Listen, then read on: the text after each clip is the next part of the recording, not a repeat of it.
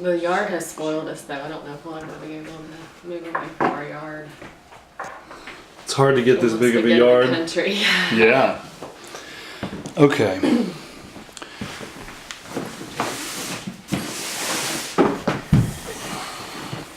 Okay, so I'm gonna sit here and then see that little red dot? Mm-hmm. What do you think? Is that? I'm trying not to get the light switch. I try to get it where you can't. There's nothing. No. You want me to stay? Okay. I've got you all set. I'm just. That looks cool. No, that's good. Okay. All right, I'll come back over there and Go ahead and talk. Just okay. Actually, I'll keep an eye on it. Okay. I don't know what to say.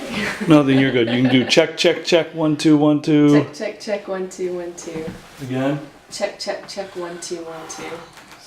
I just don't want that in the shot. Check. It's not. It's perfect, actually. Okay. Okay. Thank you for doing this. I appreciate it. Can you just go ahead and say your name? I'm Jamie Campbell. Okay. And where you live and where you grew up? I currently live in Dinwiddie, Georgia. I grew up in Rome, Georgia, in a suburb of Garden Lakes. Okay. I'm gonna go from here. Can you talk about where you grew up, what it was like growing up there? It was a typical suburban childhood. Nice houses, nice neighborhood, lots of time on bicycles and ponds and swimming pools, and it was a good childhood. Yeah. So like in the neighborhood, what kind of playing? So in the ponds, were you guys just playing around, fishing? Yes, a lot of fishing, a lot of bicycle riding. At the time there was still woods, so we played in the woods a lot, trails, and just basic kid stuff. Yeah. Can you talk about the elementary school you attended? Yeah, I went to Garden Lakes Elementary School, which was in the subdivision I lived in. And I think a lot of the kids who went there, their parents also worked at GE as well. It seemed to be that or Georgia Power. So. Okay, so you went to Garden Lakes Elementary. Were most of the kids, can you talk about the kids, like where they were from? Because I have heard that there were a decent amount of kids that were like families that came from the north to work for GE. Was that the case when you were there? Not that I know of. Okay. I knew a few people who had parents who came from I had one friend who came from Canada, but they weren't working at GE, so no, not that I'm aware of. Okay. I think for the most part when I was there, most of the students were from Rome, Europe and Rome. Their parents had gone to school at the same school, so. Okay. Where did you end up going to high school, or middle school and high school? Middle school and high school both was Coosa Middle and Coosa High School. Okay. So all those kids in Garden Lakes went over to Coosa? Yes, yeah. Okay. How old were you when it was revealed that there was some form of PCB contamination in that area? I was probably in high school before I was made aware of it or even thought anything of it. I think it had always been underlying. Now that I go back and look, I remember my mother would never wash my father's work clothes with our clothes. So that was something that I think she had been keen to for much longer than it was ever announced or said. So. So all along she wouldn't do that, or No, she never washed our clothes together. She basically, because I was looking for photos of like him in work clothes or whatever, but she basically made him strip down and kept them separate. So I don't have any like work photos for him. that's okay. Can you think back? Did she comment on it that you recall? Yeah, she wouldn't say like what specific chemicals, but she would say they just use really harsh chemicals. I don't want it in our laundry. And she was like, I really wish we had a separate washer and dryer for his clothes. And he said stuff too. He didn't say PCPs, he just said chemicals, and he said that they had things that would grow three-eyed fish. Because we used to watch, The Simpsons, and Homer worked in the nuclear plant, so he would kind of make the correlation between working in GE and like the Simpsons nuclear plant. That is very interesting. So he was cognizant. He was aware of that. Yeah, he was. I'm gonna back up because we jumped into that, and I want to come back. But that is really interesting. When we're working on the film, we will look for pop culture references that we can. So that could be quite powerful. Okay. When you were hanging out with other kids whose parents worked at GE, were there discussions? Did you guys talk about GE? Not really. No. No, not really.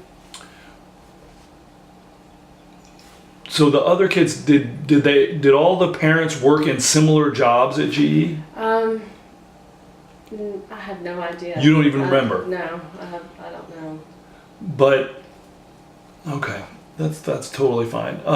What did your mom do for a living? Did she work? She was a stay-at-home mom. She was. Okay. Yeah, she was on the school board, but she was a stay-at-home mom. So. Okay.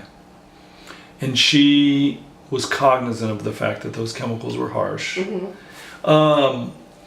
Do you have memories that stand out besides the ones you just mentioned? But those are important and poignant.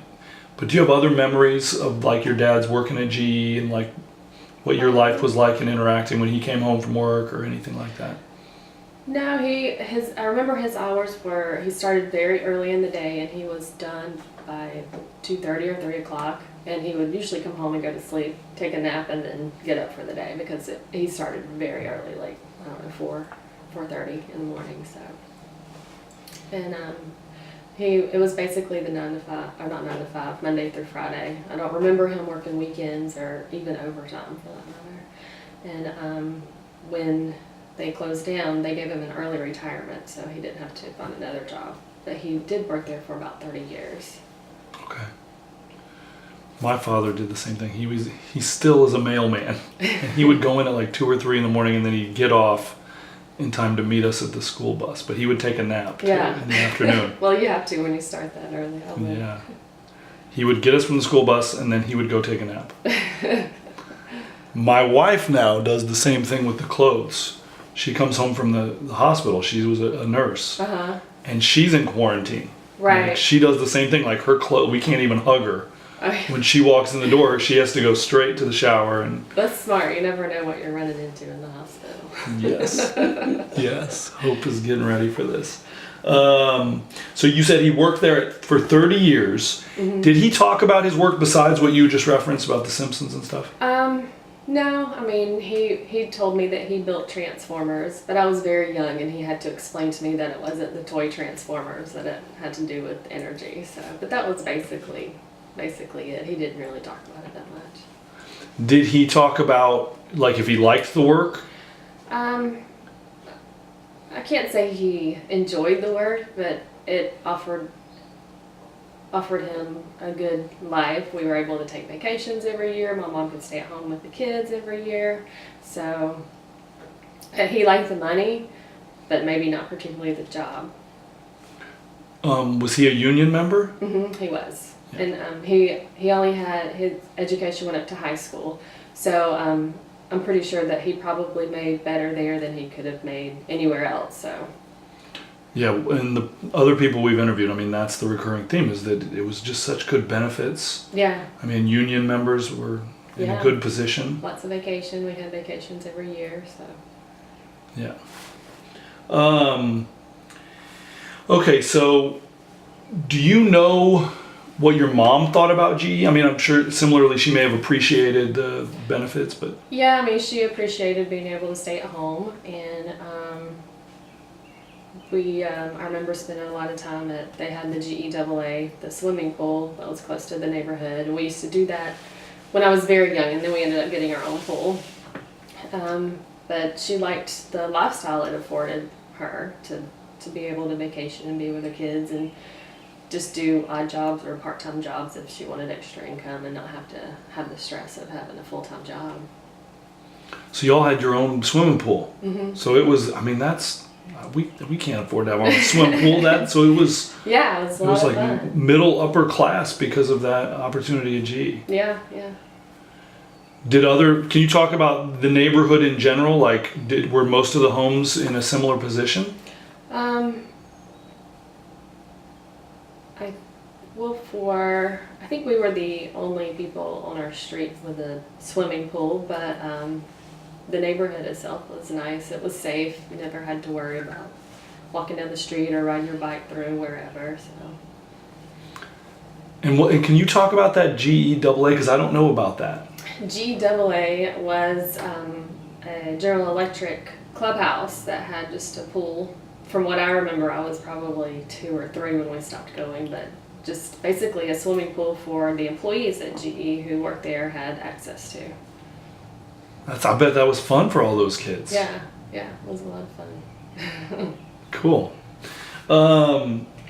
Did your parents' perceptions of GE change through time that you know of?